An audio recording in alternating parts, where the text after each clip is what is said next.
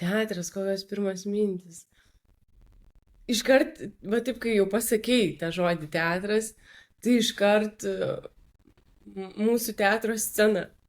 Žinai, toks vaizdinys iškart ta scena. Mhm.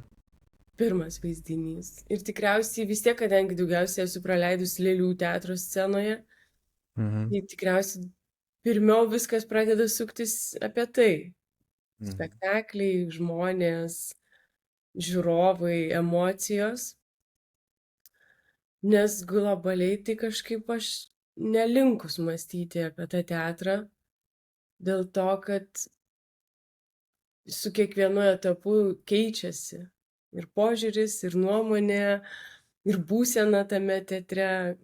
Žinai, būna visokių etapų, kai net atrodo viskas, nieko aš nebesuprantu apie tą teatrą, kas tas teatras, kas yra geras teatras, ar turi būti geras teatras, tai žinai, tai globaliai mąstant, tai jo, labai skirtingai būtų pagal dieną, turbūt šiandien ir rytoj net galėtų skirtis mano nuomonė.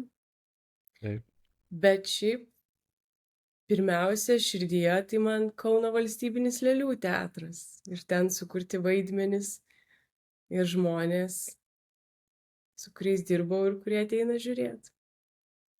Ir kaip būtent Lėlių teatras atėjo į tavo gyvenimą? Ar tai buvo iš... Tik gimėjai, 3 metų jau viskas, aš būsiu Ne. aktorė su lėlėm, ar koks buvo Ne. tas kelias, kad būtent atsidūrei Lėlių teatre, o ne tam, sakykim, vadinkime, nežinau, kaip tradiciniam teatre, Dramos, kur pavyzdžiui, ar ne? dramos teatre, Nu, taip. čia šita kelionė mano tai labai ilga. Kartais net aš sakau per prievartą. Bet iš tikrųjų tai ne. Aš aktorė tai niekada nesvajojau būti. Aš visada svajojau būti advokatė. Labai mėgau detektyvus ir knygas, ir serialus, ir filmus. Ir net žaisdavom vaikystėje laiptiniai su mano bičiule drauge teismus. Žinai, laiptinės daugiabučių laiptinių aikštelės. Taip, taip, Mes taip. vesdavom kažkokias bylas, iš kitos draugės mamos bankininkės gaudavom tų tokių papkių, ten kirpdavom ištraukas iš laikraščio Akistata su sakiais Aš nusikaltėlių atsimenu, nuotraukom. taip, taip, taip, tas laikas. Taip, ir mes būdavom tada, mes žaisdavom teismus, ne namus, o teismus. Jinai Kaip būdavo įdomu. prokurorė, aš buvau advokatė.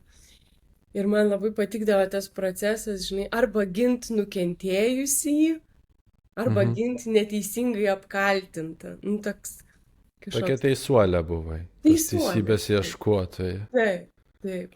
O Tai kiek tų va, metų buvo, atsiprašau, kai va šitas jau visas dalykas vyko? nu, žinai, kiek atsimenu. Tai Oho, vis o tiek tavo tėvai galėjo. gal su tuo Kaip? kažką, tavo tėvai Nu, užsiemė gal kažką su tuo, ar čia visiškai iš visiškai, dangaus aš atsiusta? nežinau. Gal dėl to, kad aš Agatą Kristi vaikystėje skaitydavau. Toks, žinai, Supratau. nežinau kodėl, bet aš iki advokatė aš norėjau būti iki gal 11 klasės. Tai ilgai iš tikrųjų, jau tame lūžį, kai reikia spręsti. Taip, taip. Ir Čia kaip buvo. tada va, tas teatras pas tave atėjo? O Čia buvo tas, kažkoks burelis, ar... jo, bet su teatro būreliu irgi labai ilga kelionė, nes aš buvau tokia pakankamai uždara, tokia nedrasi, tyli, žinai, kur net pasakyti savo vardą garsiai būdavo iššūkis. Bet kieme turėjom draugą, kuris buvo labai ekspresyvus. Ir jis toks, žinai, aš čia. Ir jis parodijuodavo ten visokius kaimynus, praeivius. Ir man toks būdavo, wow, žinai, Mhm. galima būti ir tokiam drąsiam žmogui. Man buvo kaip jisai, nu, toks, negaliu sakyti, kad svajonė, bet kažkas tokio, ko aš neturiu tarsi. Ir net neįsivaizdavau, kad tai galima įgyti. Man tai atrodė, kad arba tu esi toks, arba toks. Ir kažkada važiavo pro mūsų kiemą tokia raudona mašina, Audi. Ir aš atsimenu, atsidaro langas ir ten tokia moteris, labas Andriau, tam mano bičiuliui kiemą. Ir aš sakau, kas čia? Sako, čia mano dramos mokytoja. Ir tada man atėjo suvokimas, kad tai galima ir įgyti, ne tik gauti su gimimu, bet galima, kaip kažkaip čia išmokti. Nu, tai tada man buvo ta paslaptis, kad galima, žodžiu, dramos būrelį lankyti ir tada tapti kažkokiu tokiu.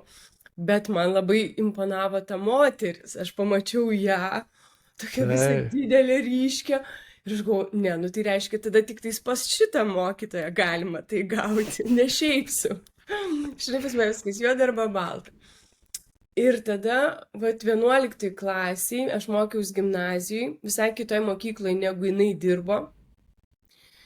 Ir jau tas polinkis į meniškumą jau buvo išryškėjęs, bet dramos nebuvo, bet atėjo vaikinas mokyklą ir sako, žiūrėkit, mergos, yra dramos būrelis pas mus naujas, nenorit varyt, pabandyt?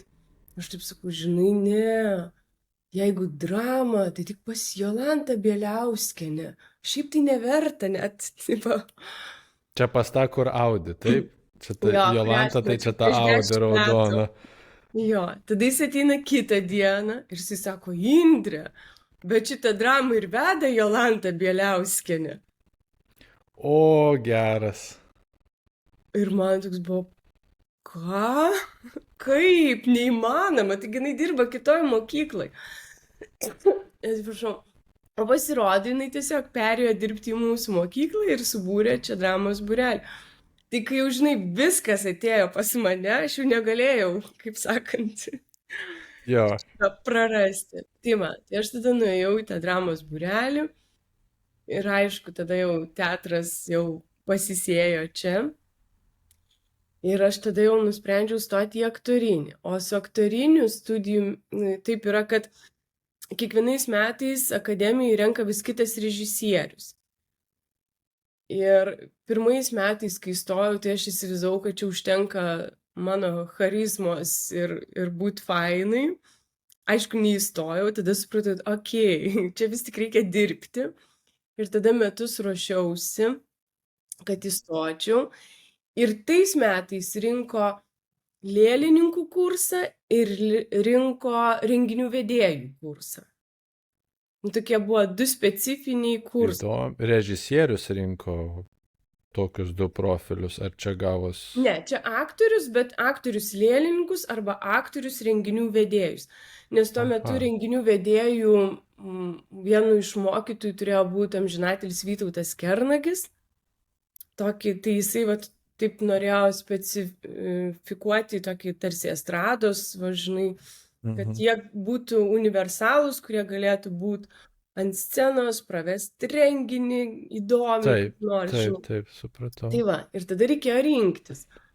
Vėlgi tada buvo ta dilema, bet tuometinis Lėlės teatro vadovas, Juozas Marcinkevičius, per konsultaciją vieną taip pasakė, atsistojo, sako, aš suprantu, čia Lėlių teatras, nelabai kam žinomas, čia, bet sako, turėkit omeny vieną dalyką, kad bet kuris Lėlių teatro aktorius galės vaidinti ir dramos teatre.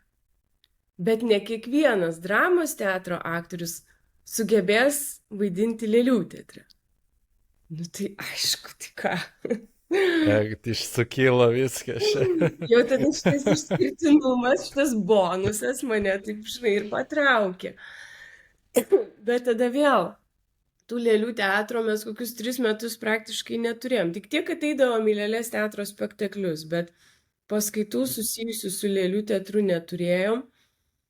Ir aš jau net 4 kurse buvau linkus jau net ir gal pabaigt ir viską baigt.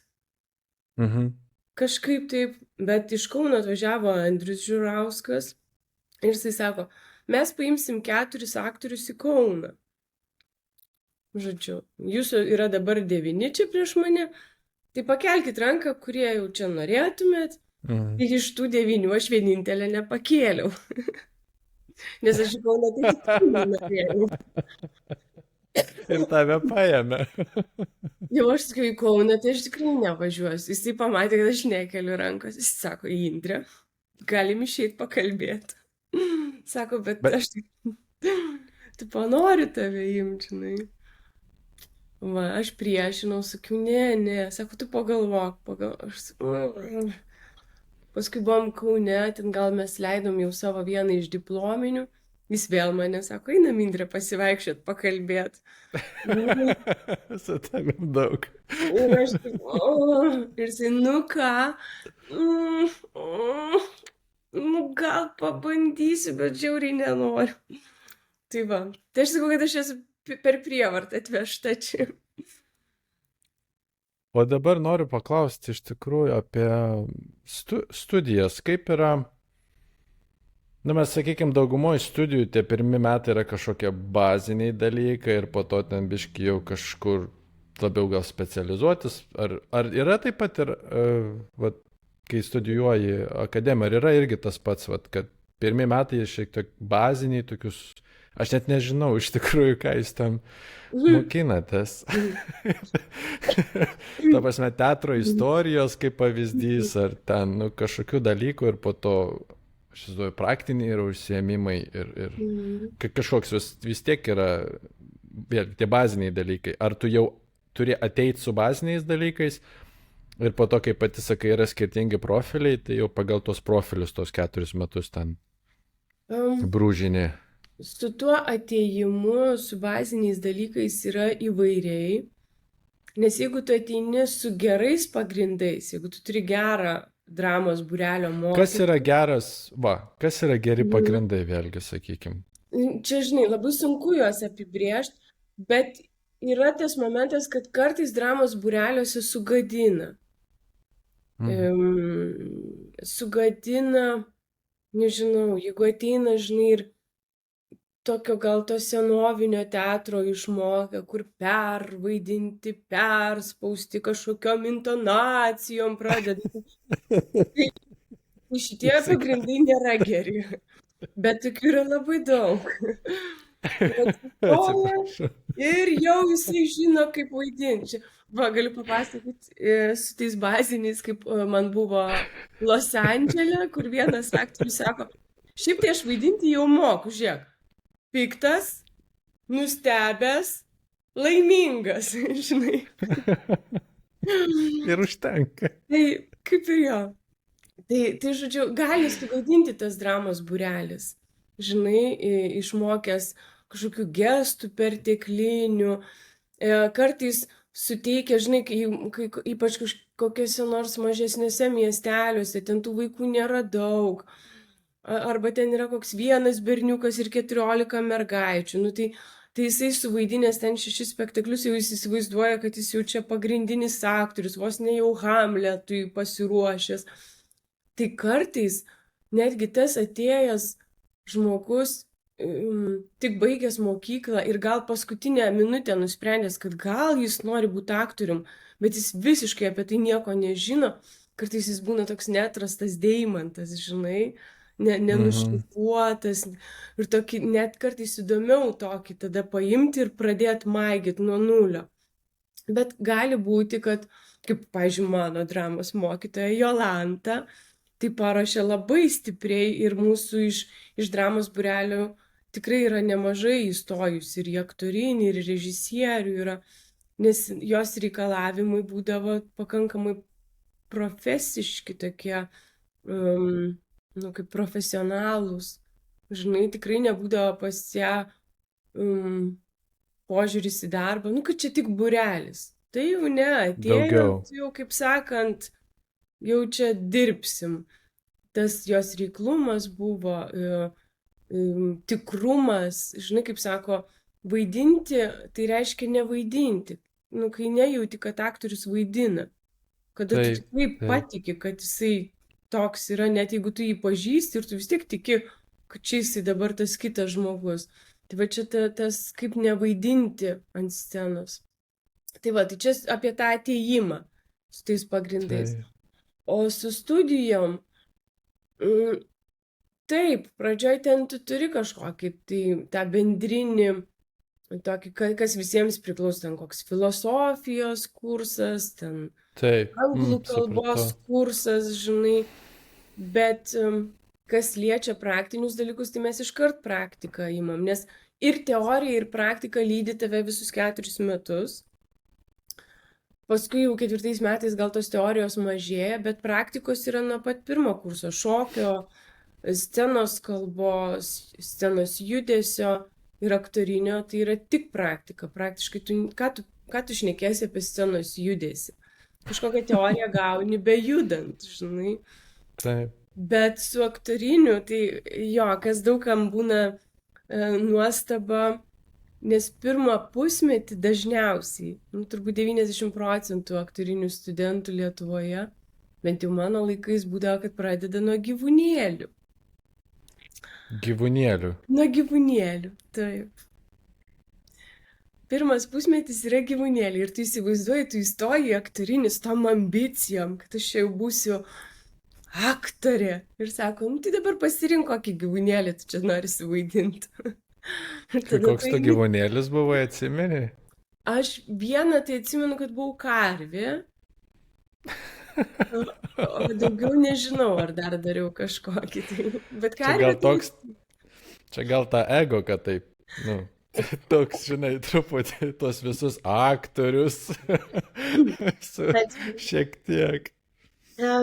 Kažkiek ir ego, bet supranti, neleidžia prie teksto liestis, nes pradžiai būna gyvūnėliai, tada būna vaikai ir senukai. Ir tik tais 2 kurse tu jau pradedi imti kažkokias trumpas ištraukas, kur yra jau parašytas tekstas. Nes veda prie, žinai ko, iš tikrųjų ne tiek kad čia sumenkinti, bet veda prie to, kad tu pirmiausia išmoktum būti scenoje ir jausti kūną, jausti erdvę, vesti mintį, nes be žodžių vesti mintį ir logiką, kad ir siužetinė linija, nes tu turi vis tiek, kad ir to gyvūnėlio, bet tu turi sugalvoti, ką jisai čia veikia scenoje, ne tik atsistos, tai aš dabar karvė, ne, bet tu turi, žinai, pradžią kažkaip įvesti, papasakoti ten per 3 minutės tą istoriją ir užbaigti. Tai truputėlį gal šitą ugdo suvokimą. Ir tuo pačiu ir aišku, ir tos fizikos, tos logikos, žinai, charakteris, vis tiek tada gyvūnas, ar ne? Kaip skiriasi jo būsena, jo jausena, jo mąstymas. Karvė vienaip mąstys, beždžionė kitaip, ar ne? Reakcijos skirsis. Tai va šitus moko, tada vaikų logika, tada jau vyresnio amžiaus logika, fizika irgi. Žinai, bet kaip nesuvaidinti štampiškai senuko? Nes, žinai, pasakysi senukas, tai ką iškart darys kažkokį žandikaulį drebantį, eiseną jau. Ir viskas, tai tada, žinai, vėlgi, ar visi 15 studentų ir darys tokį patį charakterį? Ne, bet kaip atrasti tą?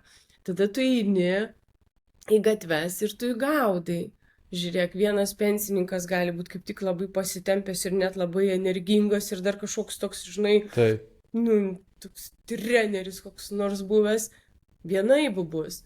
Kitas, kuris pensininkas sėdi prie lango su pulteliu ir šlagbaumu uždarinėjo, kitas, žinai, fizika. Tai man atrodo, kad pirmiausia dėl to moko mus tokių dalykų, o ne iškart imam Šekspyrą, žinai. Paruošia, kitaip tariant, čia toks, žinai, gaunasi kaip lipdo tavęs. Pagrindas, kaip ir sakai, pajausti tą sceną, viską tokį pagrindėlį ir po to tau duoda jau sunkesnis užduotis, kai tu stovėt gali čia kaip. Išmoksti vaikščioti ir po to pradedi bėgti. Taip. Iš tikrųjų. Aha, dabar noriu paklausti, grįžtam biški atgal, tai tu buvai tokia uždara, sakei, ten vos savo vardą pasakydavai. Ir ar ilgai tau užtruko visą tai, įgyti tą pasitikėjimą savim ant scenos tam dramos būrelį? Mes vis tiek turėjo būti toks vidinis lūžis, ar toks, kad tu patikėtum, aš galiu pasakyti garsiai savo vardą ir mes juk ypač ant scenos ten viskas eina ir turi tą visą kaip ir perlipti. Žinai, čia sutapo tas dramos būrelis, dar sutapo su mano paauglystės etapu ir su mano pankavimu. Ai, Va, supratau. jo, aš pradėjau, žinai, pavyzdžiui, dažyti mėlynai plaukus, buvau nusiskutus plaukus, pradėjau rengtis visaip kaip parkelyje sėdėti naktimis ir taip toliau. Tai, žinai, tas buvo labai sutapimas bendras ir tada tie mano draugai buvo tie, kurie pernelyg iš vis negalvoja, ką kiti žmonės apie juos mąsto. Toks, tas buvo, žinai, laikotarpis dar man su drama. Bet kad kažkokio tokio konkretaus lūžio, tai aš neatsimenu, žinok. Nei ant scenos, gal tiesiog, kad kai tu esi scenai, nu tu panyri į ją ir tada tu pamiršti viską, kas aplink. Žinai, kažkada bėgau į knygas, vaikystėje, tai ką aš knygose sėdėdavau. Eidavau į knygų pasaulį. O ant scenos tada tas kitas pasaulis, bet tada tarsi tuo metu man atrodė, kad tai čia ne aš čia galiu būti toks, čia aš galiu tą vaidinti, čia galiu tą ir tarsi tam tikra prasme tu toks nematomas, psichologiškai savo, žinai, tada jau ne Indrė, dabar ant scenos kažkas kitas. Ir gal dėl to, kad gerai sekėsi, tai ir tas pasitikėjimas, žinai, pradėjo augti. Bet tai nereiškia, kad man dar ir dabar nebūna tokių momentų, kai man baisu savo vardą pasakyti. Visgi išliko tas šiek tiek. Išliko ir ypač po didelių kažkokių tai, nežinau, renginių, man reikia labai sulysti kiautą ir užsidaryti ir neiti iš namų ir nelipti iš lovos, tarsi, žinai, susirinkti save. Tai jo, toks, aš esu tarsi dabar ta ekspresyvi, kur čia galiu įeiti, atidaryti duris plačiai ir sakyti, sveiki, ką veikiam. Čia toj vakarėlį užkursim, galiu lipti ant stalo, šokti ir Bet po to reiškia 2 paras, žinai, manęs nėra. Tai tas introvertiškumas, jis yra manyje. Aš vis dar jaučiuosi introvertė tam tikrais periodais arba tam tikrom dienom, bet ant scenos tai galiu jaustis labai laisvai. Ir gal tai ir, sakyčiau, irgi šiek tiek padeda, priklausomai nuo kokį vaidmenį tau suteikiamas tame introvertiškume, irgi gali rasti daug naudingos medžiagos, jeigu, priklausomai ką vaidini. Mes grįžkim prie to, šiek tiek iš kitos pusės klausimus, bet aš norėjau, man labai yra įdomu, kaip, ar būna, kad man kaip pavyzdys ateina komikas Jimas Keris, vaidino Andy Kaufmaną, man atrodo, Žmogus mėnulyje, komiką tokį. Ir jisai Andy Kaufmanas, jisai pasižymėjo to, kad jisai labai, pas jį nebuvo aiškių linijų, kada baigėsi jo vaidinimas. Jisai, sakykime, baigėsi filmavimas, bet jis toliau tame personaže. Jis neišlenda iš jo. Jis ten. Ir Jimas Keris ką pasakojo, kad po to filmo jis irgi lygiai tą patį taikė. Jisai baigdavos filmavimas, jis vis tiek tam kažkokiam personažė. Ryte atvažiuoja, jis jau tam personažė. Kaip pavyzdys, atvažiavo į filmavimo aikštelę, vairuodamas su maišu ant galvos. Į tokius visokius. Ir jisai po to sako, kad jam labai užtruko laiko grįžti. Jis save tiesiog pametė. Jis nebesurado atitikmens, kur tas Jimas manymės, tie visi vaidmenys, viskas pradėjo. Tikriausiai, kai, žinai, nebelieka tų kažkokių limitų, kai, vat, sakykime, baigėsi vat, filmavimas ir tu ten nežinau, po 20, tu sustoji ir po to kaip ir iš lėto grįžti į save. Ir aš įsivaizduoju, jeigu nebėra tų ribų, tai viskas plaukia. Kaip pas tave yra? Ar yra buvę, kad pameti save tam tikrose vaidmenyse, ar plus pasiruošimas užtrunka? Ar yra buvo tokių dalykų ir kaip sugrįžti į save? Čia tas vat ir yra, kad 2 dienas tu ramiai ten lovai paguli ir sugrįžti. Ar yra kažkoks, na nežinau, kažkoks žemėlapis, kaip pareiti? Mes visgi emocijos yra stiprios, kaip pati sakei, kad vat turi tas žmogus, kuris į mane žiūri, kad tai tikra, kad aš vaidinu, bet tai yra tikra. Ir kad tai turi būti tikra, aš įsivaizduoju, tai tau turi būti tikra. Na tai tu viską išgyveni, jeigu viskas per vidų. Tai va kaip susirenki save? Nežinau. Atsiprašau. Visai būna. Nežinau. Po premjeros tai būna O būna, labai sunku. pavyzdžiui, kad grįžti ir esi va dar tas personažas, pavyzdžiui. Ne, gal Ar tai, kad kažkoks išlenda dalykėlis, va toks, va iš to kažko, ką vaidinai. gal žinai, personažas tai ne.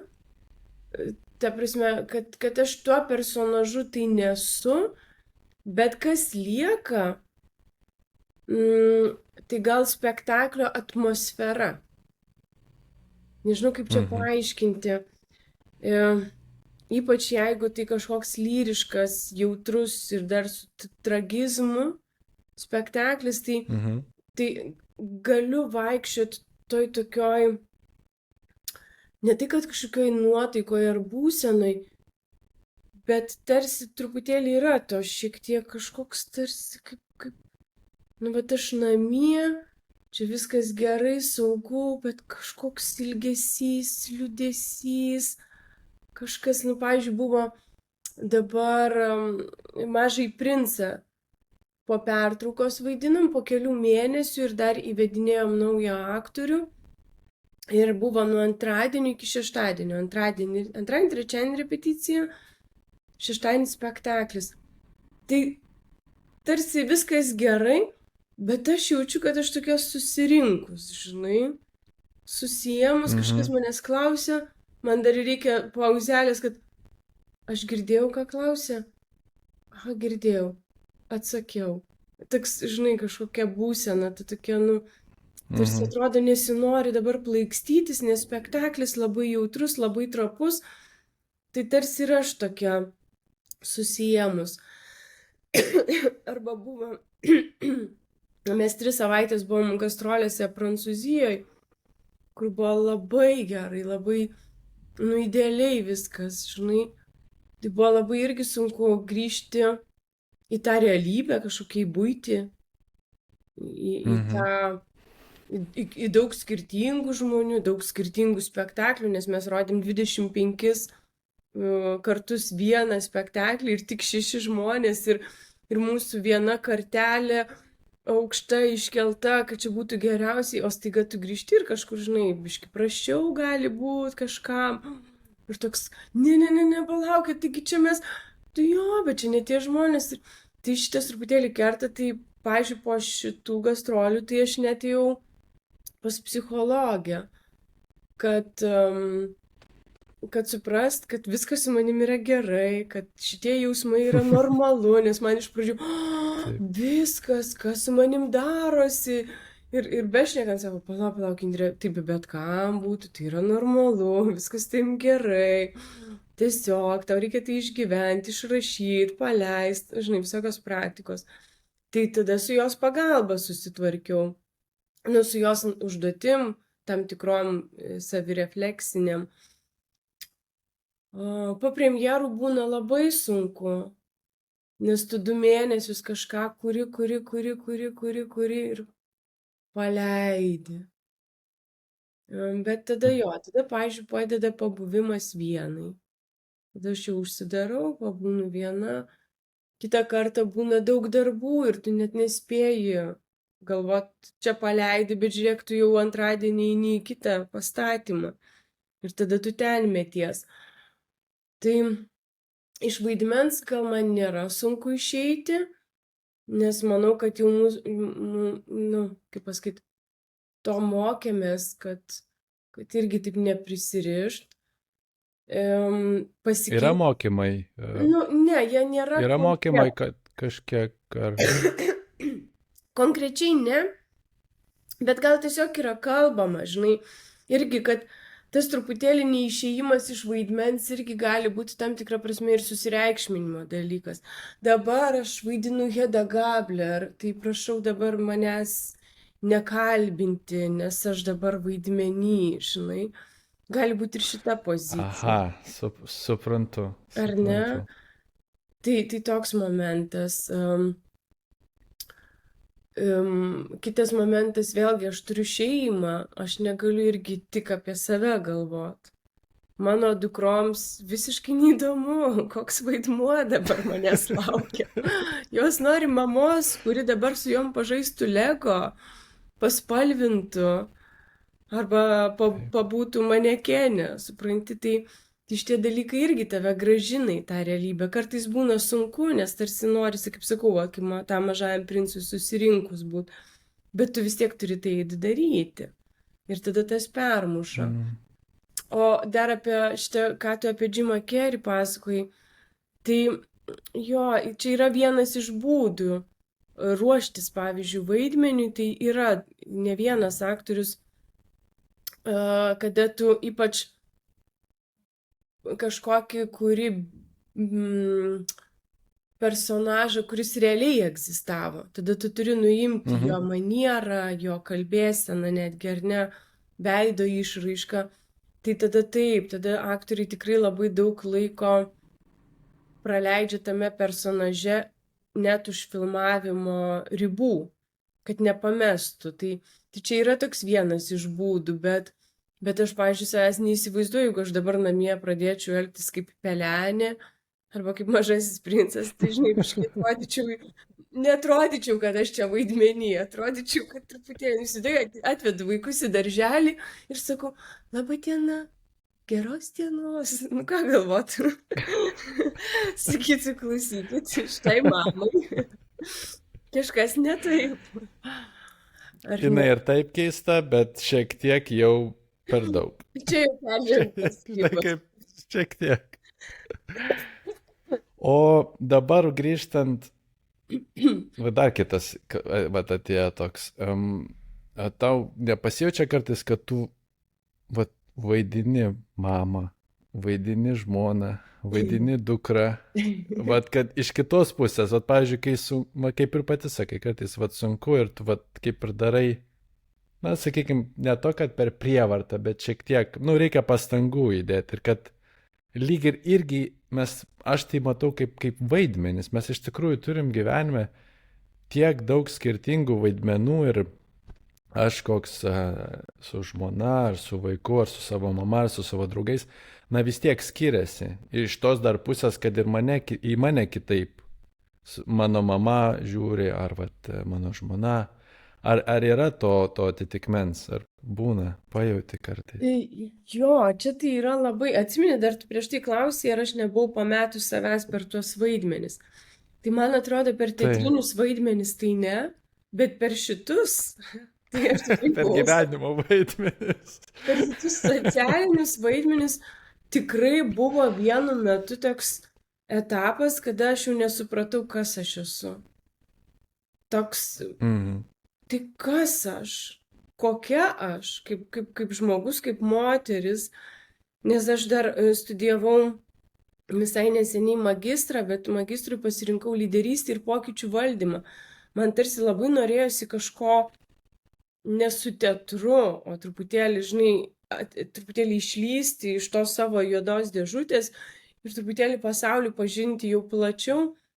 Ten aš labai slėpiau, kad aš aktorė, nors ten mane parišdavo iš karto, tik tais reikėdavo kažką pristatymą kokį nors daryti ir iš karto išsiduodavau, žinai.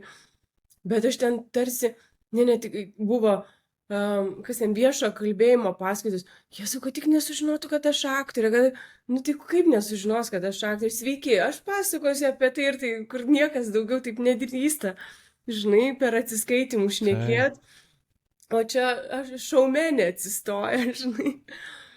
O kodėl tu nenorėjai, kad Nežinau, sužinotų? kažkaip man tarsi taip norėjosi biškai atsitraukti, pabūt kažkur lik ne aktorė, vat, kažkur nevaidint, kažkur būti neatpažįstamai, nežinomai. Bet iš to ir prasidėjo, turbūt, žinai, čia aš ne aktorė, čia kažkur ateinu į repeticiją, į spektaklį, va išvažiuoju gastrolės, bet vežuos kompą, nes man čia paskaita vos ne egzaminas. Tada, kaip tu ir sakai, per tuos periodus man tikrai sunku žaisti, bet aš turiu tai daryti ir tada man, pažiūrėjau, pats baisiausias vaidmuo tai yra tėvų susirinkimai. Nu čia tai man yra košmaras. O ten tai aš turiu vaidinti mamą ir dar biški normalią. Arba kaip į vaikų gimtadienį. Kuriai rūpi. Jo, kur į vaikų gimtadienius, kai reikia eiti, žinai, ir stovėti mandagiai.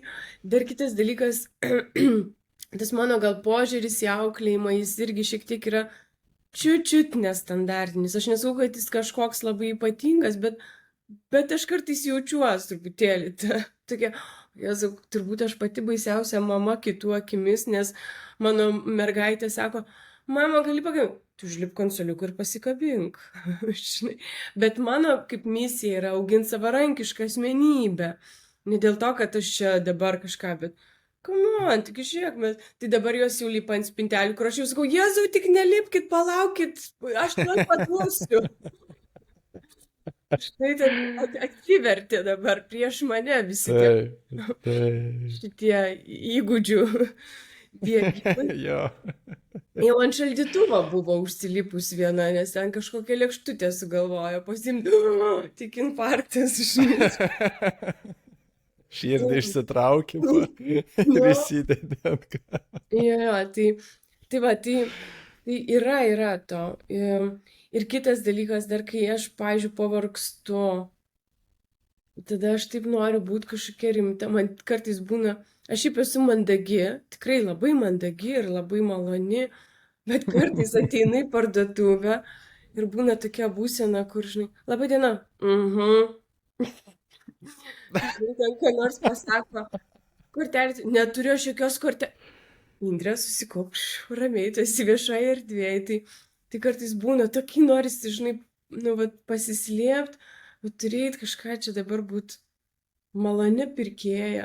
Baisiausia, kai prie manęs prieina tos, ar jums nereikia pagalbos. Man iškart jų gaila pasidaro, nes aš pamatau savo išraišką iš šono. Arba vargšai tie, kur paskambina man telefonu ir sako, laba diena, skambiname jums iš bitės. Kartais jie išgirsta iš manęs.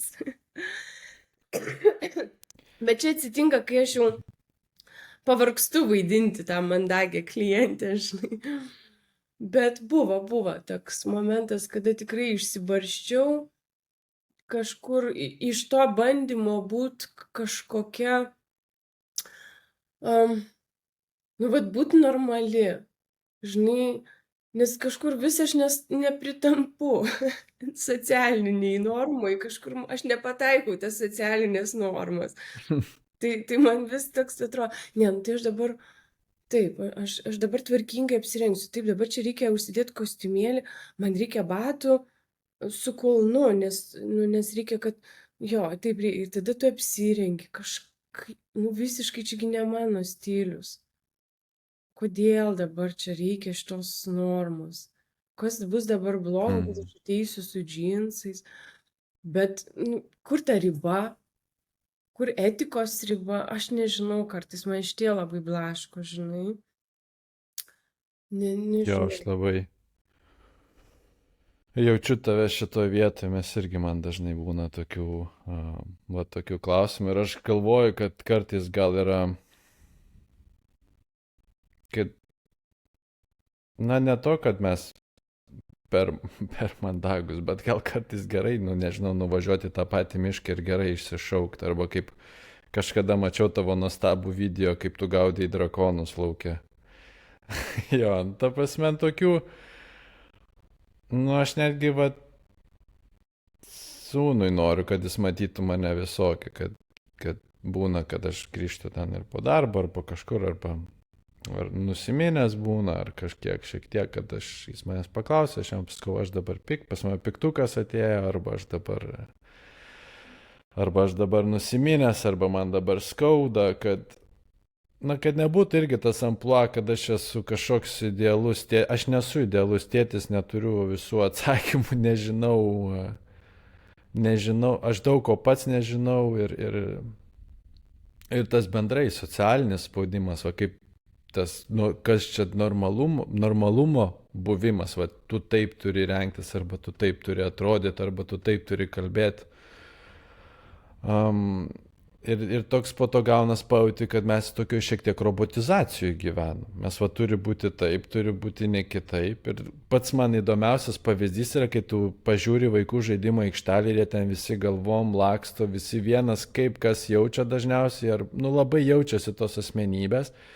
Ir tada tu pažiūri suaugusius kokioj toj pačioj prekių parduotuvėje, kaip mes visi tvarkingai stovime, eilutėje, laukiam ir visi tyliai, ir net visi tokio vienodumo jaučiasi, žinai, užauginti tam tikrom taisyklėm ir toks vienodumas jaučiasi.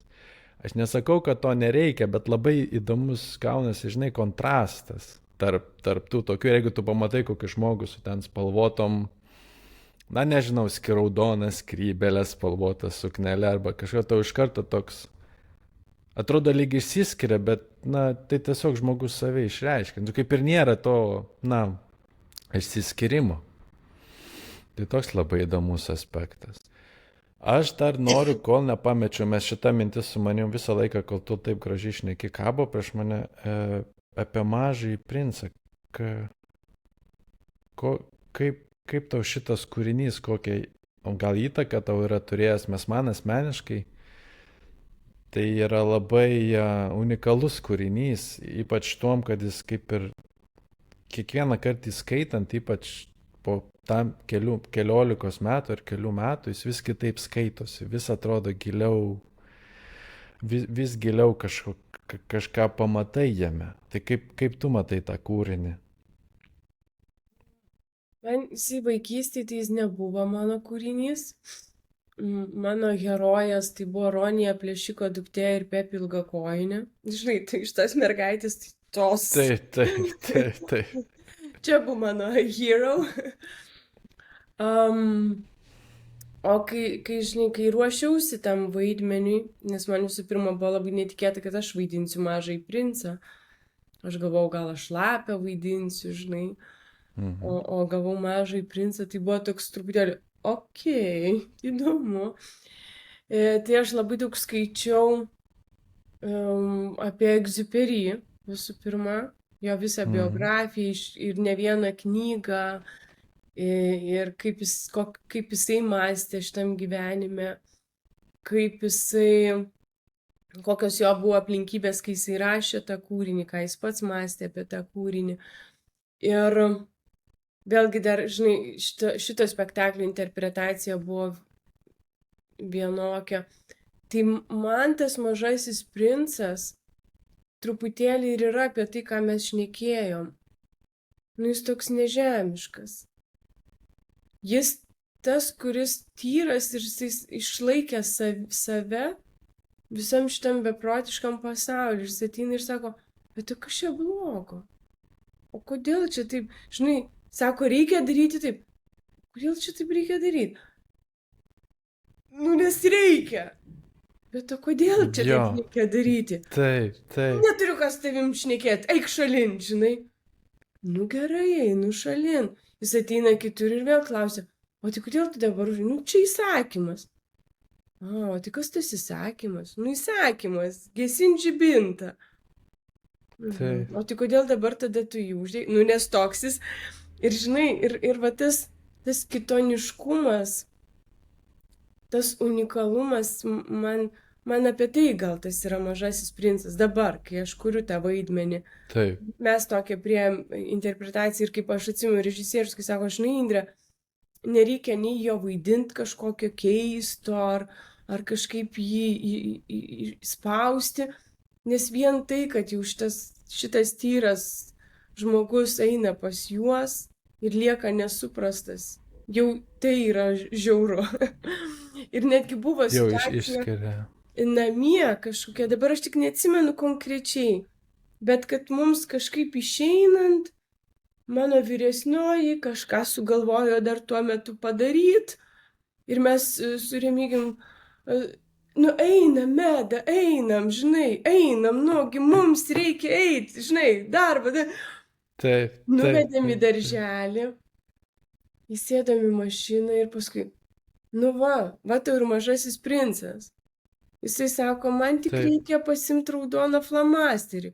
O ką suaugęs, reikia eiti į darbą, važiuojam, žinai, koks dar flamasteris, ką tu čia mastai, prie ko čia dabar, taigi, žinai, tai va, tai truputėlį apie tai gal yra, kaip iš tikrųjų saugot save, nepasiduot čia stovinčiam, kuris ateina ir sako, čia, žinai, reikia turėti, va čia tai kai turi, va ten tas žvaigždžių skaičiuotuvas, va čia kai turi, tai tada tai yra, o tai kas yra, kodėl aš staiga irgi užsimanau tų žvaigždžių, nors iš principo man jų nereikia, bet jeigu yra aplink mane 10 norinčių žvaigždžių ir man jų nereikia, tai gal man reikia ne save keisti ir verst norėti tų žvaigždžių, o gal tiesiog tada keliauti į kitą planetą, pamiršti juos, tos ponus, žinai, ir atsitraukti nuo tų žmonių, nes kartais nejučia mes taip, nu tai ten tie socialiniai vaidmenys, tai taip, bet staiga, žinai, atsiranda kažkokie žmonės, nu vis tiek, kai tu pradedi bendrauti ir staiga pradedu žiūrėti, nu jo, čia reikia firminio rankinuko. Nes firminis, tai kažkodėl, tai nusiperki tą firminį rankinuką, žinai, bet, nu ir ką. Ir paskui tu supranti, kad šiaip tai man niekada nepatiko tie firminiai rankinukai, kodėl aš čia staiga užsimaniau tą firminio rankinuko. Tai aš turiu tą, vis tiek nešioju tą prieš 10 metų nusipirktą, niekam nežinoma, bet labai gražų ir patogų. Tai man čia, žinai, kartais mes, ypač tą socialinę mediją, ar ne, kur labai daug davė įtakos, kada tu pradedi matyti, tai palauk, čia visi Turkijas, tai klausyk, Remigijau, tai, ką žinau, tai gal su šeima į Turkiją važiuoju, ta prasme, nu, nei ta Turkija mūsų šalis. Nei man patinka tokie tie viešbučiai, nu visiškai ne mano dalykas. Kodėl aš staiga pradėjau jau galvoti, kad, žinai, tai va tas princas turbūt ir yra truputėlį apie tai, nes Egziuperi tai visiškai buvo kosmonautas, nu perkeltinė ta prasme, jis visada buvo nepritapėlis, bet jisai iš tikrųjų labai kovoja už savo tą unikalumą. Jis nepasiduoda va tiems suaugusiesiems. Ir aš tam tikrą prasme irgi labai bijau suaugti. O dabar, kai tu šneki, aš irgi taip pagalvojau, kad vaikai gal yra būtent tie mažieji princai, o mes jo, kaip tu sakai, įsisukam tą ir gal vėlgi save pameta. Iš tikrųjų save pameta, mes mum įperša, ko mum reikia, kaip mes turėtume gyventi, ką mes turėtume daryti. Ir jeigu tu, bent jau aš pasijaučiu, jeigu aš grįžtu į tą, vadinkime, savo erdvę, man pasidaro labai nejauku. Nes aš gal nepratęs ten būt, gal aš... Bet ir, žinai, viduje aš noriu kitaip, pavyzdžiui, o kaip tu sakai, aš nenoriu į Turkiją važiuoti. Bet, žinai, ta aplinka, tas spaudimas ir kažkoks tavo susikurtas burbulas.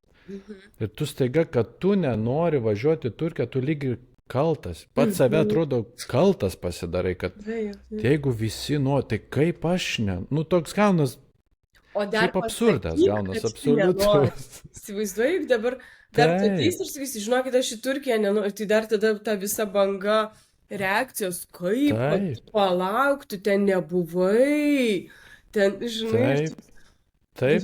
Šitas ir man būna dažnai. Čia gal bendrai mes taip vėlgi pasakyti kaip pavyzdys nenoriu, neįžeidžiant žmogaus, bet tiesiog, na jeigu tu nenori, sakykime, tu kažkur pakviečia ir tu, na nenori, tiesiog tą akimirką nenori.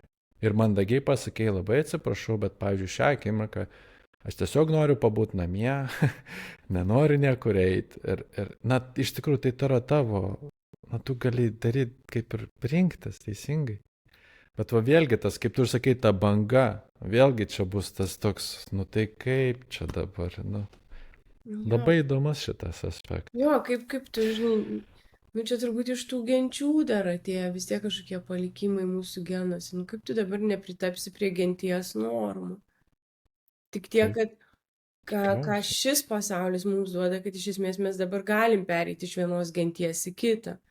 Anksčiau, tai žinai, jeigu tave išvarys iš genties, tai tu lieki vienas. O dabar, juk mes galim persikraustyti, mes galim pakeisti kaimynus, mes galim pakeisti darbą, mes galim net pakeisti profesiją, šalį. Tai šitas truputėlį mums tarsi atrištos tos rankos, bet šalia to yra ir ta baimė. O jeigu ten nepritapsi, o dabar reikia kažką keisti, supranti, tai dabar reikia man kažką daryti, o gal aš čia ne aš čia blogai, gal čia jie teisūs, gal čia aš kažkokia nenormali. Ir tada ir prasideda, žinai, tas visas. Bet tai užsisuka ratas. Užsisuka ratas, bet nueini pas psichologę, žinau. Ir pasišneki ten. Dabar, tu vaidmenį gavai Mažąjį princą, kaip tu bendrai žiūri, kai yra kaitaliojami vaidmenys, ką turiu omeny, kaip pavyzdžiui Hamletą vaidina moteris. Arba, na, aš tiek daug nesu girdėjęs, bet pavyzdžiui moteriškus personažus vaidina vyrai. Kaip tau atrodo šitas dalykas? Normaliai. Aš kažkaip stengiuosi neskirstyti žmonių pagal lytį. Taip. Man svarbu žmogiškumas pirmoji vieta. Ir tai visiškai nesvarbu, ar tai yra vyras ar moteris. Mane irgi trikdo ta socialinė norma, kad moteris negali turėti draugų vyrų, nes tai reiškia iškart kažkokį intimų santykį. Taip. Tai šitas mane, pavyzdžiui, irgi labai trikdo, nes aš tikrai, aš turiu daug aplinkoje vyrų, į kuriuos aš žiūriu kaip į bičiulius, be jokio kito santykio. Taip. Bet iš karto, aišku, tada sulaukiu iš aplinkos, oi, čia Remigijau. Išdykauji. Jau tu čia žiūrėk, kas čia vyksta. Tai čia mano toks požiūris. O su vaidmenimis, jeigu tai yra pateisinta, aš manau, kad režisierius... Nes tai įdomu iš vienos pusės. Sakykime, moteris vaidinanti Hamletą, na tikrai turėtų kitokių spalvų. Bet tai visai kitaip ir netikėta šiek tiek, sakykime. Taip. Kai tai buvo padaryta pirmą kartą. Tu labiau vis tiek, kai tu statai režisierius, kai stato spektaklį, ypatingai tuos, kurie yra ten pastatyti 100 000 kartų, kiekvienas tada ieško savo interpretacijos, savo pagrindinės minties, ką jis nori tuo spektakliu pasakyti. Ir jeigu jis atkapsto kažkokią tai problematiką Hamlete, kuri galbūt, kaip tu ir sakai, gal tik moteris gali atskleisti, arba tinka ir moteriai. Tai kodėlgi ne? Plus, o kodėl nieks nekelia klausimą, kodėl anksčiau vyrai viską vaidindavo, kažkaip tada niekam neužkliūdavo. Žinai, buvo norma. Teisingai. Ir visiems kažkaip gerai buvo. O kaip čia dabar moteris sugalvoja vyrą vaidinti? Kas čia dabar? Teisingai. Vat irgi koks įdomus dalykas. Kaip net dar mes... Tas toks apsivertimas, dar vis atrodo jisai vyksta, mums atrodo, va taip keistai, o va taip visai Mhm. nekeistai Jo, viskas. jo. Lyg Jo, bet ir. čia, žinai, bet šalia to, aišku, man tai turi būti išteisinta. Nes jeigu tai daryti tik dėl to, kad daryti taip, va iš Mhm. principo dabar moteris vaidins Hamletą, Taip. tai tada, žinai, kaip pasakyti, tada man sunku patikėti, arba aš galiu sakyti, nežinau, man tai yra nesąmonė. Bet jeigu yra kažkokia prasmė, nes net ir pas mus teatre yra, pavyzdžiui, Undinėlį vaidino ragana vyras. Ir tai buvo labai fantastiškas vaidmuo, labai jam tiko. Ir aš manau, kad režisierius jį pasirinko ne dėl to, kad jis vyras ar moteris, bet jis patikėjo, kad būtent šitas aktorius šitą Taip. personažą, šitą charakterį atskleistų geriausiai. Ir o koks skirtumas tada, žinai? Tik lyties, bet mes kalbam apie mintį, kurią mes norim paduoti žiūrovui. Tai tada mes ieškom priemonių, kurios gali geriausiai tą mintį perteikti ir atskleisti. Tai aš kažkaip tai nesu labai. Aš gal net per daug nemastau apie tai, nežinau. Kodėl mes yra tiek daug unikalių pjesių, kodėl vis tiek tas pats Hamletas ar tas pats Šekspyras yra čiupinamas tiek daug kartų? Ar tai jau yra mados reikalas ar prestižo reikalas? Mes juk yra daug kitų ir gal net visai kitaip irgi tom pačiom temom kalbančių ir gal net daug artimiau mum. Ar čia yra toks, sakykime, varnelė, kurią jeigu aš esu režisierius, aš tą varnelę turiu užsidėti, kad aš pastačiau Hamletą kaip pavyzdys arba kažkokią kitą Šekspyro pjesę. Tu žinai, aš nežinau. Aš tiesiog kaip tau atrodo viskas, nieko tokio. Mes yra tų dalykų, prie kurių yra grįžtama, kurie yra tas klasika, vadinkim. Jo, tai vienas aspektas galintis būti, bet vienas, kad vis tiek yra tam tikrų kūrinių, kurie vis tiek yra nepavaldus laikmečiui, kaip ir tas pats Mažasis princas, arba tas pats Hamletas, arba Medėja, ar dar kokia, nežinau, antikinė, ar ne, pjesė, tai joms dar daugiau metų, bet vis tiek tarsi norima prie jų grįžti. Tai yra vienas dalykas, kad jie vis tiek yra tokie klasikiniai, tokie gilus, kad ne visi šio laikiniai atskleidžia gylį pjesių, ar ne, tada paima kažkaip kokią nors ten vieną temą ir ją išvysto ten daug metaforų, daug poteksčių, kurias smagu kapstyti iš smalsumo, žinai, ką dar gali atrasti. Vat, kaip tu sakai, skaitai Mažąjį princą ir kiekvieną kartą vis kažkas naujo. Atsiprašau. Tai turbūt yra šito, kad kiekvienas režisierius skaitydamas, jisai gal atranda savo kažkokiam etape, ką jis gali tuo papasakot. Kitas dar momentas, čia su tom varnelėm susiję, gal yra šiek tiek vėlgi tos uždėtos sociumo kažkokios irgi tos normos. Žinai, kaip aktorius visada klausia, koks tavo svajonių vaidmuo? Taip. Tai koks tavo svajonių vaidmuo, Indrė? Taip, mano Lady Macbeth. Ir matyt, kažkokį tada savo užsidedi, kad visada sulauksi iš to klausimo. Tai dabar aš tą Lady Macbeth, tai jau, kai jau gausiu tą Lady Macbeth, tai jau tada turbūt aš jau būsiu nusipelnius aktorė, žinai, nes dar iki Lady Macbeth matyt negaunu, tai dar turiu užaugti. Tai matyti ir režisieriams yra tam tikras momentas, tai koks tas spektaklis, kurį tu norėtum, ar tas kūrinys, svajonių, ką. Ir matyti irgi kažkurio metu kažkas užsibrėžia, žinai, gal būdami studentai, gal būdami jauni, pamato kokį nors ten Hamlet ir kada nors ir aš pastatysiu Hamlet. Manau, kad gali būti ir šito šiek tiek, nebūtinai visiems, Ir nebūtinai visais Taip. atvejais, bet truputėlį šito gali būti. O kaip šitie klasikiniai kūriniai randa kelią į lėlių teatrą? Puikiai. Mes Mažasis princas, ar ateina kitų? Taip, mes, pavyzdžiui, Kaune mes dar turime Dievų mišką, mes turime Karalių lyrą. Iš tokių jau grandiozinių literatūros kūrinių. Romeo ir Džiuljeta dar turime. Lėlių teatras yra unikalus tuo, kad jisai turi daug daugiau galimybių vizualinių negu dramos teatras.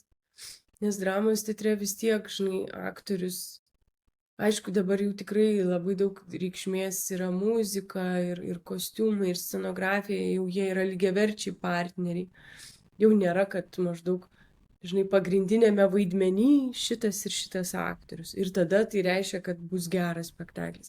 Jau nėra apie tai tik tais dramos teatras. Bet lėlių teatre tu gali išgauti daug magijos. Dėl to dramos teatras dabar telkiasi irgi į pagalbą lėlių teatro priemonės, žinai. Vis daugiau dramos spektakliuose mes galime pamatyti lėlių ar kažkokių tai objektų. Nes jo, lėlių teatre tu, žinai, gali juodą kabinetą sukurti, tu gali, tos lėlės gali skraidyti, išnykti, atsirasti, nu, žinai, tokių visokių daug vizualinių priemonių tu gali, nežinau, lietuviško to žodžio dabar, kaip čia, nu, tu fintų prigalvot, kaip čia išsireikšti dabar. Tai triukų. Triukų. Triukų. Va, triukų. Triukų.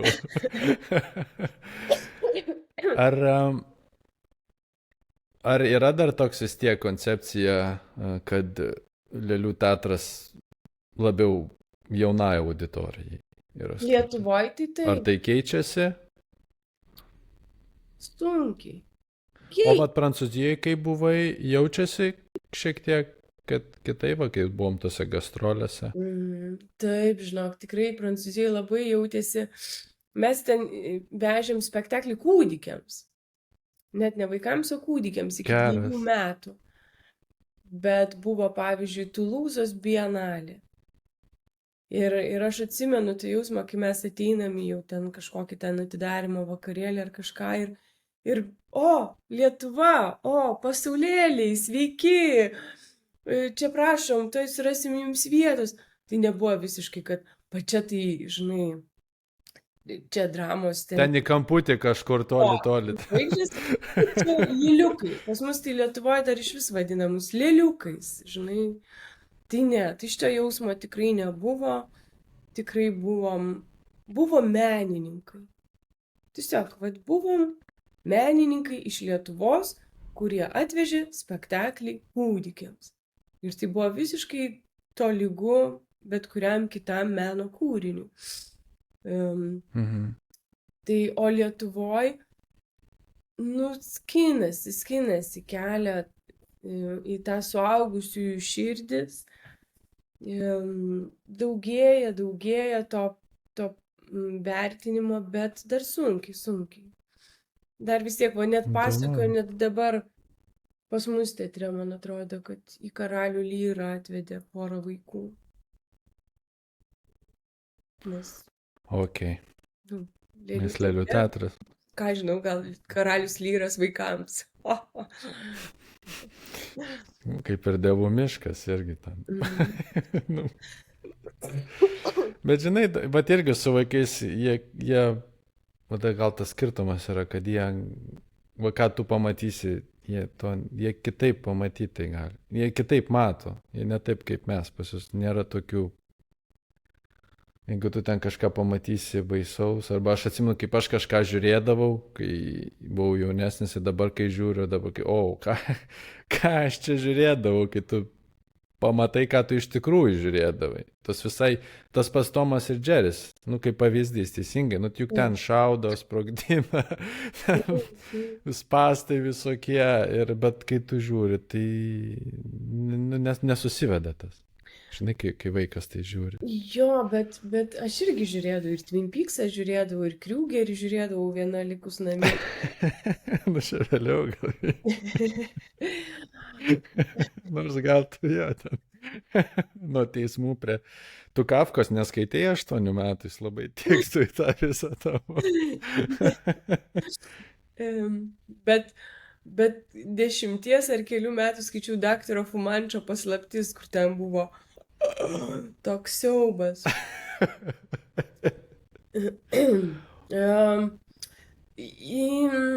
Taip, iš vienos pusės yra tas, bet iš kitos pusės, matai, nu kaip, man atrodo, kad teatras jis yra labai paveikus, nes tu arti esi to kūrinio, supranti? Dar kada tu filmą žiūri, nu vis tiek dar tas ekranas ir tai dar būna įsijauti, ar ne? Jeigu labai paveikus filmas, irgi įsijauti ir ten bliauni ir tenais bijai ir tu drebi, tas baigsis, bet tu vis tiek. Bet teatre tai yra dar stipriau, nes nu, viskas yra čia, o dar pažiūrėk, dar būna aktoriai ir eina tarp žiūrovų. Iš vis tą ketvirtą sieną, kur sugriauna. Žinai, tai arba imersiniai kokie spektakliai, ar tenais, kurie iš vis veikia tavo būseną čia ir dabar, keičia ją. Tai man atrodo, kad teatras yra paveikesnis ir paskui gali šiek tiek ir, vis tiek aš manau, kad gali ir šiek tiek ir straumuoti. Jeigu tu pasižiūrėsi ne pagal savo amžių spektaklį, nu gali ir paveikti. Nes jau yra skirtumas netgi, kada tu rodai, žinai, spektaklį 8 metų vaikui, kuris yra skirtas 5 metų, jisai jau žiūri vienaip. Ir atvirkščiai, jeigu ateina 4 metų vaikas į vyresniems skirtą spektaklį, tada jis tiek nepagauna, jis tiek neperskaito. Ir tada irgi būna toks biškutėlį betikslis procesas, žinai, nes jis to negauna, ką tu nori duoti. Nes kiekvienas spektaklis tik turi ten tą pagrindinę mintį, misiją, ką mes norime papasakoti. Ir aktorius ant scenos būdamas, jis juk jaučia, kad jis kažkaip tai negauna to grįžtamojo ryšio. Tu jauti, kad tie vaikai kažkaip netaip žiūri, kažkas yra, atrodo, kažkokio nėra, va tokio neužmečiau to kabliuko ir paskui užsidega šviesa per nusilenkimus ir tu žiūri, tai kad sėdi tenais 2 vaikai vienoj kėdėj. Tai ką tu jiems, žinai? Tai jiems ne šitą spektaklį reikėjo rodyti. Jiems reikėjo ten į kitą atves. Nu kur dabar jos atvedė čia? Jie žiūri, nieko jie nelabai supranta. Nu jiems gražu, muzika tai gražu, vaizdai gražu, bet minties jie nepagauna. Arba buvo dabar mums, žinai, kada vaidinam lietuviškai ir aš suprantu, kad vaikai tai lietuviškai nešneka, pasirodo. Tai jie nieko nesupranta. Ir tu vaidini ir taip truputėlį jau ir nejauku darosi, nes čia visą laiką vos nereikėdavo daryti pauzės, nes vaikai juokiasi šitoj vietoj ir toks, žinai, kaip norma jau nusiteiki, kad padarai. Ir tyla, nu gerai, ir čia tyla. O paskui suprantu, kad auklėtoja visą laiką jam vertė. Arba vakarą atvedė vaikus 2 klasėm per didelius, kur mes vaidinam prieš mokyklinukams ir pirmokams, o atvedė 3-okus, 4-okus. Ir tau gaila ir jų, gaila ir save. Ir laiko jau šiek tiek gaila, nes eina savo, tai dabar ta valanda. Aišku, vėlgi mes aktoriai, mes prisitaikom, bet tu spektaklio priemonių nepakeisi, tu gali diskusiją pakeisti, kažkokių terminų daugiau vartot, bet tai tarsi lyg ir jisai kitaip žiūrės, jisai, gal ir taip, kaip tu ir sakai, Nu, jis pažiūrės tą dievų mišką, nu gal jam biški bus baisu, nu gal porą naktų nemiegos ir ten pasapnuos košmarą, paskui pasimirė. Bet iš principo Bet kolektyvinis taip, taip, dalykas, žinai, žiūrovas juk irgi yra teatro elementas, dėl to svarbu, kad jisai irgi jaustų tave. tai ar nėra tada toks dalykas, kad mes, na, sakykim, šiek tiek nesuprantam, kur mes tos vaikus vedam, at jeigu tu sakai, ar nepaskaitom, ar nepasidomim, kad nepataikom kartais su spektakliais. Mes šiai, ką tu dabar pasakai, čia yra tiesiog, na nepataikymas. Ir kai atvedi ar vyresnius, ar jaunesnius, kad tokios, tiesiog supratimo gal ką. Nu, Gal labai gerai pasakei, kad to supratimo, kad kodėl mes vedam vaikus į teatrą, kodėl mes patys einam į teatrą ir kodėl iš vis to teatro reikia. Kaip, toks gal čia esminis toks egzistencinis net gal būtų klausimas. Mes, vedam, kad ir tai vis tiek, kaip tu sakai, ta žinutė, kodėl mes einam tą žinutę, gal, aš noriu tikėti, žmonės nori būti kažkiek, pamatyti kitaip. Kodėl yra labai naudinga, kai tu dirbi su projektu, dirbi su daugiau žmonių, nors tai yra sunkiau, bet tu pamatai kitaip, kad kažkokia kitaip žmogus man. Tai koks būtų tavo, kam teatras yra reikalingas? Ką jisai? Bet čia, žinau, aš tai manau, apskritai. Sakykim, kodėl tau kaip ne kaip aktoriai. Jeigu nebūtum aktoriai, įsivaizduok dabar, ar eitum į teatrą ir jeigu eitum, kodėl eitum? Todėl, kad kiti eina, todėl, kad tai yra, vadinkime, aukštos kultūros tam tikras aspektas, kurį privalu sekti karts nuo karto. Mes būkim atviri, gal tikrai yra žmonių, kurie eina tiesiog, kad mes visi eina, jam gal 100 metų tas teatras. Bet jeigu, kodėl tu eitum į teatrą ir gal jeigu eini, nežinau ar eini, jeigu eini pasižiūrėti spektaklį, kodėl eini? Bet tai tu čia ir paklausai. Bet tai, o kodėl mes žiūrim filmus, kodėl mes klausom muzikos, kodėl mes skaitom knygas, kodėl mes lankom parodas? Kodėl? Mes aš žinau žmonių, kurie neskaito knygų, žinau žmonių, kurie neina į teatrą, nežinau žmonių, kurie nežiūri filmų, bet žinau, kurie neina į parodą. Tai iš 4, kur išvardinau vieno kriterijų, nežinau, kas nežiūri filmų. Bet tai gal tada čia reikia... Bendriau atsiprašau, žinau vieną žmogų, žinau. Kuris Tai yra žmonių, kur nežiūri filmų. Taip, nežiūri iš vis, televizorius nieko neturi. Bet turbūt nėra žmogaus, kuris neklauso muzikos. Jeigu tu, sakykime, laisvų laikų neklausai muzikos, vis tiek ta muzika yra aplink tave, tai radija. Bet jo, tikriausiai, aš tikiu, kad yra tokių žmonių, bet vis tiek grįžkim prie teatro. Gerai. Kodėl? Neapsisunkink su visą kitą. Nežinau.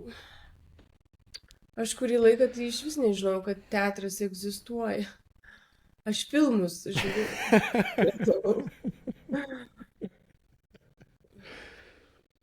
Gerai, paimkim konkretų dalyką. Kodėl eitum į tą patį Makbetą? Galvoju. Jeigu eitum. Kodėl aš dabar einu į teatrą? Ką jis man... Bet ne iš tos pusės, kad, sakykime, tu kažkokiu gal nori patirties pasisemti ar pažiūrėti. Jo, kaip žiūrovė. Tiesiog kaip žiūrovas eitum. Ir pagalvok apie kokią netgi konkrečią pjesę. Kodėl ją išsirinktum, mes vis tiek mokėtum bilietus, investuotum laiką, kai tuo pačiu galėtum nuvažiuoti į McDonald'ą ir pažiūrėti ką nors per Netflix. Kaip pavyzdys. Jo, aš suprantu. Pavyzdžiui, aš dabar galvoju, kai aš esu užsienyje, tai aš tada renkuosi labiau kažkokius tokius klasikinius legendinius kūrinius. Na, pavyzdžiui, Los Andžele aš pamačiau, kad yra Moulin Rouge'as. Tai žinai, vat jau tada aš galvoju, okei, aš tai noriu pamatyti kažkur. Tai kada Airijoje buvom Dublinė irgi ieškojau, kad su mergaitėm galėčiau nueiti irgi kažkokį tokį žinomą kūrinį. Tai užsienyje renkuosi daugiau tokį klasiką, bet Lietuvoje, nu, aš einu turbūt dėl emocijų, kad man sužadintų emocijas, pakrapštytų mano vidurius. Nes kažkam turbūt tos vidurius pakrapšto lipimas į kalno viršūnę. Taip. Žinai, Suprantu, apie ką aš ar jis kažkas kitas mėgsta ten, nu, banglentės, čiuožinė, nu, kažkokį kažkas eina į piligriminius kelius ir taip save išgyvena, ar ne, eina ir patiria tam tikrus jausmus, jisai apie save pamasto, kai susiduria su kažkokiais iššūkiais, tada jisai save pažįsta. Tai mano pažinimo būdas savęs turbūt vis tik yra per emocijas ir jausmus. Ir aš einu į teatrą išgyventi tų jausmų. Nes jeigu aš noriu, nežinau, nieko nemastyti ir visiškai atsipalaiduoti ir vos nebukai praleisti laiką, tai aš galiu sau leisti net nueiti domino komediją, žinai, nu, va, tipo, nu, pajuokinkit čia mane dabar. Bet kai aš esu, tarkim, visai gerai, geram etape besijaučianti, begyvenanti, čia problemų nėra, čia viskas gražu, gal jau tada ir norisi kažkokios tokios dramos, žinai, kažkokio tokio žiaurumo truputėlį, kad pajausti ir tas kitas emocijas. Nu, nepradėsi namie dramus, tai ką kelt, žinai, išvarysi iš namų ir tam ir baigsis. Sakys, eik nusiraminkit, pasivaikščiok, grįši. Eik drakonų pagaudyti. Jo. Tai tada tu nueini į teatrą, atsisėdi tą kėdę ir ten pradeda, žinai, tą istoriją. Ir jau tau pradeda ten jau kažką kapstyt. Ir žiūrėk, jau tu išgyveni kažką. Tuo metu tu ir pareflektuoji, ar aš taip elgčiaus, ar ne, kaip, žinai, ką istorija. Sprendimai režisūriniai, sakyti, iš tikrųjų. Jo, bet, nu, aišku, čia vėlgi, jau tada kalbant, jeigu kaip žiūrovė, nes jau kai jau pradedi galvoti apie režisūrinius sprendimus, tai jau čia toks darbinis režimas įsijungia. Bet dėl to aš, pavyzdžiui, daug labiau mėgstu tą arthausinį nepriklausomą kiną, kur vaidina nežinomi aktoriai. Ir tos istorijos būna tokios, žinai, nešabloniškos. Man jos daug labiau padeda išgyventi irgi jausmus, negu kažkoks Hollywoodo ten šedevras. Tai turbūt šito einu patirti. Supratau. Ir vėlgi, nu, kaip, žinai, kaip filmas, taip spektaklis, tam tikro kūrinio ekranizacija. Aš labai mėgstu knygas. Aš tikrai, aš nuo 5 metų išmokau skaityti ir man patinka įeiti tą kitą pasaulį. Turiu ir tą smalsumą labai, žinai, kur tą per rakto skylutę stebėti kitų gyvenimus. Mano, žinai, guilty pleasure, žinai, žinoti kažką kitą. Irgi atsisėdi teatre ir vat kažkas dabar tau atidaro uždangą ir parodo kažkokį kitą gyvenimą, kurio tu negyveni. Tai dar ir šitas mane veda į teatrą. Man labiau jo gal su knygom yra tai, kad priklauso dar kokias knygas, ar grožinę, ar negrožinę skaitai, bet netgi kalbant apie grožinę, įėjimas į tą kitą pasaulį, įėjimas į tą kitą patirtį, įėjimas į tai, ko gal tu niekada nepatirsi. Nu, tok labai praplečia pasaulėžiūrą. Aš labai gražiai mačiau apie užrašas buvo, kad vienas žmogus sako, aš čia daug knygų, kam tu skaitai tiek daug knygų, tu vis tiek juk nieko neatsimeni. Ir jisai sakė, jūs sako, paimkit kažkokį indą, purviną indą ir skylių apačioje jame prigręžiojo Jis sako, atnešk man dabar vandens. Ir jisai nuėjo, pasėmė vandens ir grįžo. Kol jis grįžo, viskas išbėgo. Mm. Jisai sako, dar kartą atnešė. Ir po kelių kartų tas indas buvo švarus. Ir jisai sako, vat man tai yra skaitimas. Aš skaitau ir mano vidus plaunas. Nepaisant to, kad išeina, bet kažkas lieka, kažkas tave išplauna, kažkokia mintis. Ir man labai gražu apie tai, kad gal vat man ta kultūra, gal vat apie bent tie kultūros produktai, apie vat būtent yra apie tai. Kad aš gal neatsimenu, kiek aš ten esu nuėjęs į tas piesės, tų detalių ar dar kažko. Ar tos muzikos, ar tų pačių filmų gerų, ar tos literatūros, bet noriu tikėti, kad tai mane, praplovė. Tai žinai, tokie, mes būna, tikrai būna sunkių spektaklių, kur sunku būti. Tikrai sunki tema, kur, vidu ir nemalonu. Kartais net nori išeiti. Tikrai nemalonu, nori išeiti, va taip sukrapšto, kad arba tą pačią knygą skaitai ten kokį paragrafą ir tu,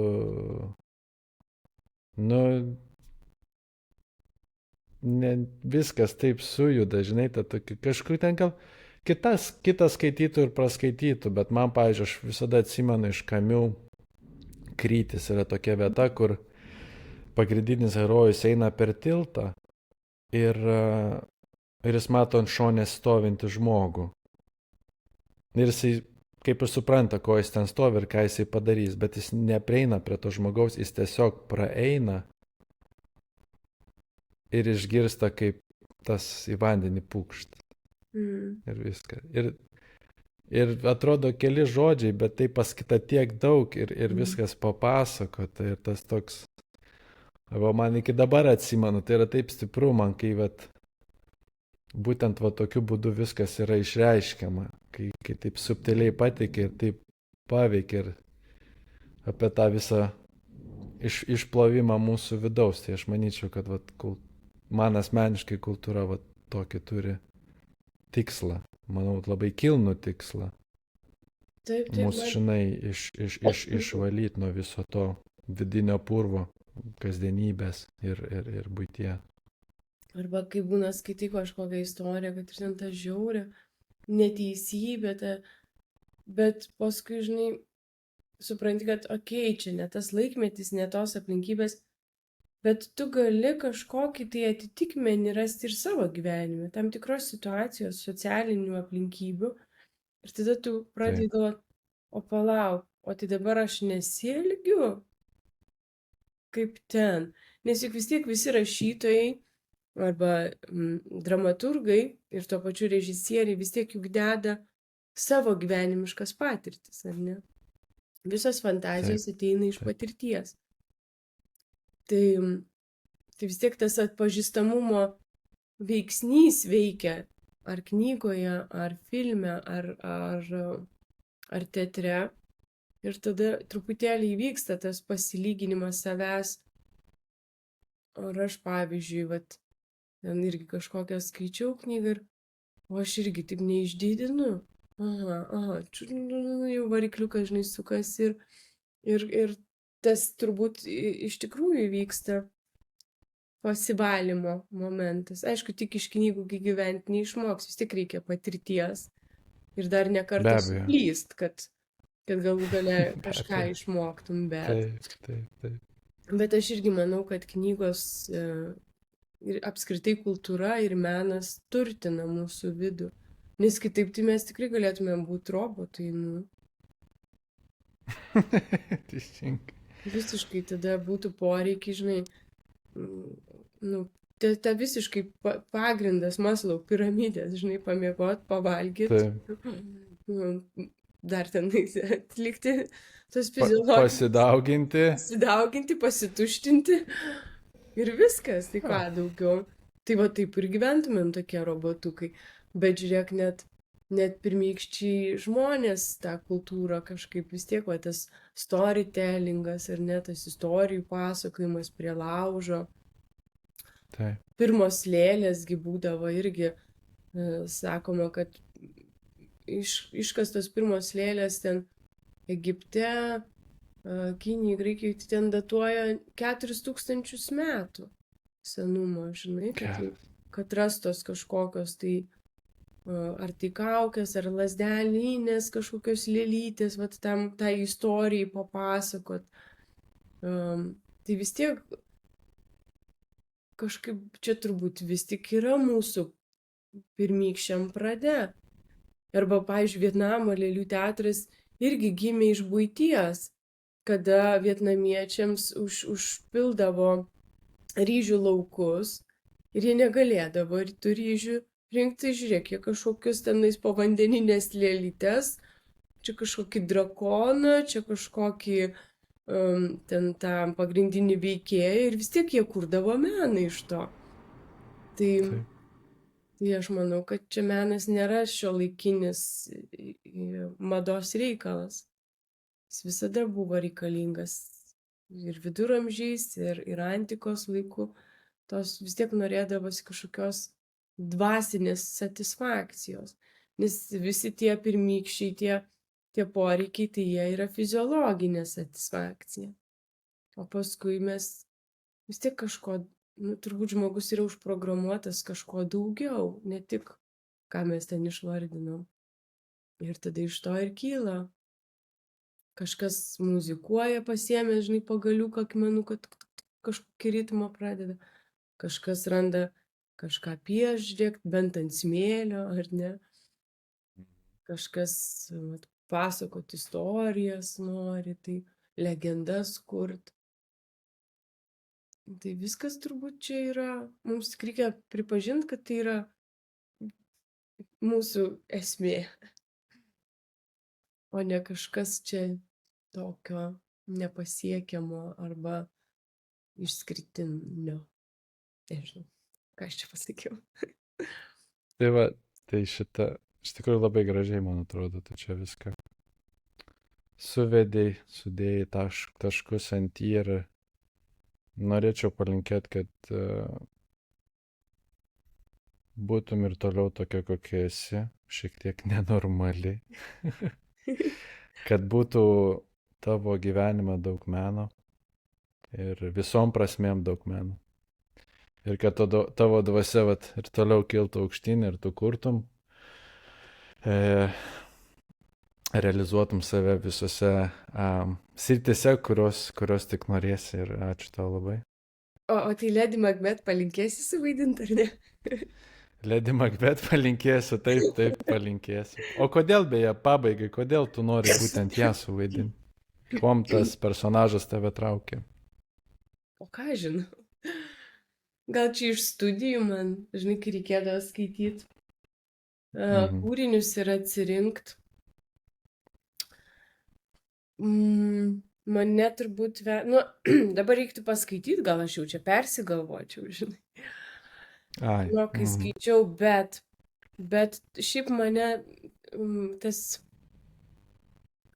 motyvas jos, žinai, iš kur kyla motyvas pas žmogų. Kad ir, pavyzdžiui, daryti blogą dalyką. Kodėl? Kas būtų labai aktualu šiem laikam, beje. Taip, kaip ir visiems laikam iš tikrųjų. Ir visiems laikam, taip, bet viena, kad dažnai ten yra atsitiktinis tenais apiplėšimas ir netyčia, užsimaniau, man reikia čia dabar dozės, ėjau greit, kažkaip šitas tai manęs neveda, bet iš kur kyla, kaip tas požiūrio kampas susiformuoja, nes vis tiek, tas angliškai labai geras tas point of view, ne? Tavo požiūrio kampas ir tu vis tiek į save pateisini, ar ne? Kažkaip tau tai atrodo teisinga, bet kas turi įvykti, kada praeityje, kas tai yra? Šeima, aplinkybės, aplinka, kas suformuoja tavo šitą point of view, šitą požiūrio kampą, kad tu dabar būsi galingas. Tu dabar kodėl tu gali norėti valdyti visus, aš nesuprantu. Žinai, iš kur tai? Suprantu, taip. Kam tau to reikia? Ką tau tai duoda? Ką duoda šita galybė? Žinok, aš įtariu, kad gal atsakymas yra šiek tiek banalus, bet tai yra kažkokia tuštuma, kažkoks skausmas, kažkokia gal net skausminga patirtis, kurią tu tiesiog nori užpildyti, ar kurios tu nenori atskleisti, ar kurios tu bijai. Mm. Ir man atrodo, kad jo, kažkas tikrai yra. Čia tie dalykai, vat, kaip tu sakai, tikrai yra kažkas, ar, na, nežinau, tam tikras smurtas, ar seksualinė prievarta vaikystėje, ar kažkokios kitokio tipo traumos atsiradusios, ta prasme irgi aplinka, jeigu tu augai ir nuo nežinau kiek metų tu ten narkotikai, smurtas ir visi kiti aplinkiniai dalykai tave lydi nuo mažo amžiaus, mes tu nežinai kitaip, tai ir tu galvoji, kad vat,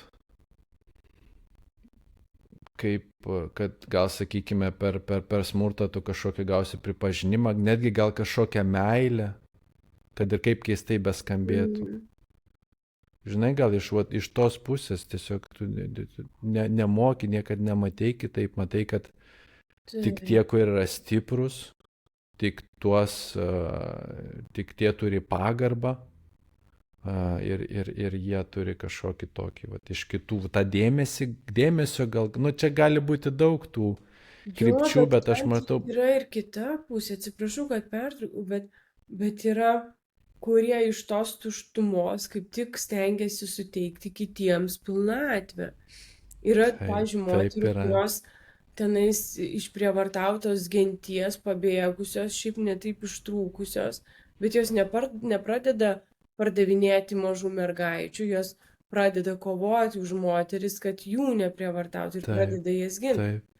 Lygiai taip pat yra, kurie palikti vaikai arba prieš kuriuos smurtavo, staiga jie užauga ir užaugina 8 vaikus, nes jie nori meilę kažkaip, žinai, tai tu pasirenki šitą kelią. Ar aš dabar eisiu toliau, perleisiu šitą vat šleifą, ar aš vis tik tais nukirsiu ir pradėsiu naują, nes mes visada turim, man atrodo, tą pasirinkimą, ar neturim, aš nežinau. Tai, bet turbūt, žinai. Aš manau, kad turim kiekvienas bet kokioj situacijai. Vat gal tai irgi atsiremia į tavo charakterį, gal tai atsiremia į tavo. Na, tai yra drąsus žingsnis ir man atrodo, gal tai skambės taip juokingai, bet į tamsą visada lengviau nueiti. Nu, tai.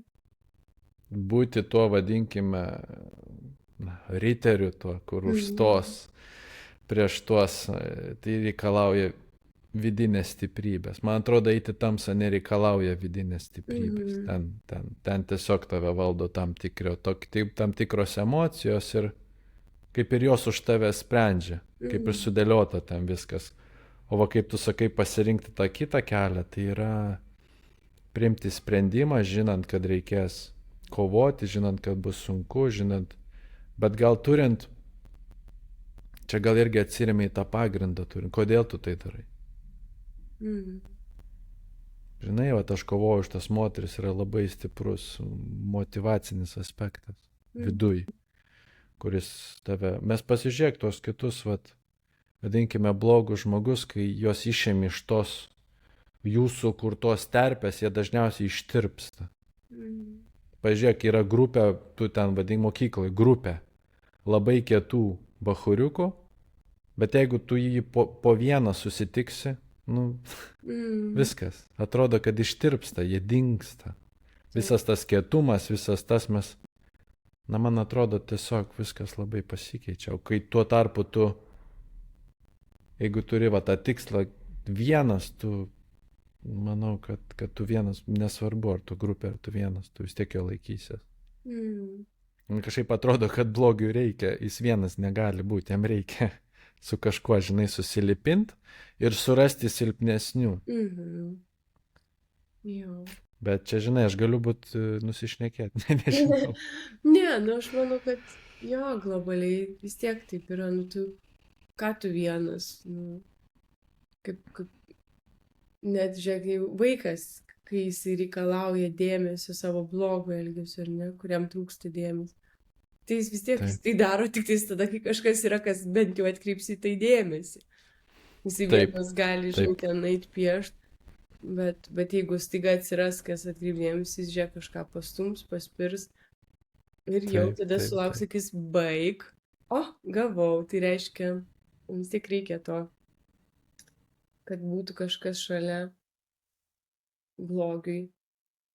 Nes gėrį tu gali kurti ir vienas, tu gali tapyti paveikslą vienas, tu gali rašyti knygą. Nu, iš esmės ir blogį gali kurti vienas. Bet jo, gal blogiui, na nebent tai tave, tas blogis tave pat ir... Na čia įdomu iš tikrųjų, va čia gal ir pasiliekam šitą visą